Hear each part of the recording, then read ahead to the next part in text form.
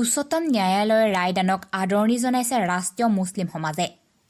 শনিবাৰে উচ্চতম ন্যায়ালয়ৰ ঐতিহাসিক ৰায়দানৰ পিছত ৰাষ্ট্ৰীয় মুছলিম সমাজে ৰূপহীহাট বজাৰস্থিত প্ৰেক্ষাগৃহৰ সন্মুখত বন্তি প্ৰজ্বলন কৰি ইজনে সিজনক মিঠাই খুৱাই সম্প্ৰীতিৰ নিদৰ্শন দাঙি ধৰে।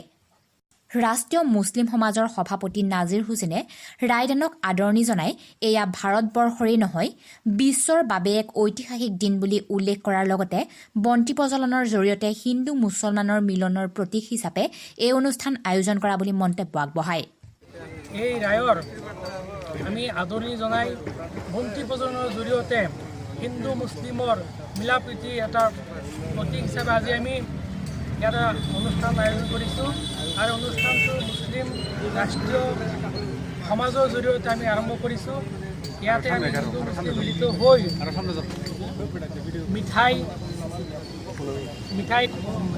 মিঠাই ইজনে সিজনক মিঠাই খোৱা প্ৰগ্ৰামৰ জৰিয়তে আমি প্ৰগ্ৰামটো ৰাইজৰ ভিতৰত বাৰ্তা দিব বিচাৰিছোঁ যে এইটো এটা ডাঙৰ বিবাদ আছিলে আৰু বিবাদটোক বিভিন্ন ৰাজনৈতিক দলে ইয়াৰ সুযোগ লৈছিল। আজিৰ পৰা এই ৰায়ৰ জৰিয়তে সকলো ৰাজনৈতিক দলৰে ৰাজনীতি শেষ হ'ল আৰু হিন্দু মুছলিমৰ মিলা প্ৰীতি এটা ঐতিহাসিক দিন ৰূপে আজিৰ দিনটো হৈ থাকিব।